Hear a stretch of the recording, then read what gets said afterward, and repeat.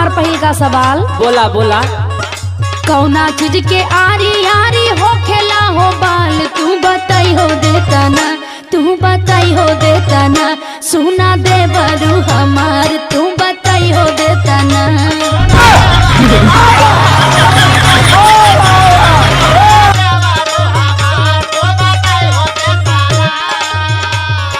करे भौजी ई आरी आरी बार का होला रे?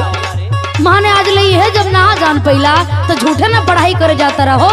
ई तो कोनो हम चैप्टर में हमार कोनो टीचर ना पढ़े ना रे। अरे तो खाली चैप्टर में खाली लिखले पढ़ले से मतलब ना होला। हाँ। जनरल बात का भी ध्यान देवे के चाहिए कि हम का कहल चाहतनी। जवाब ना देबा ना हाँ। आज के बाद तोहरा के घर से बहरी जाए नहीं दे, बुझला?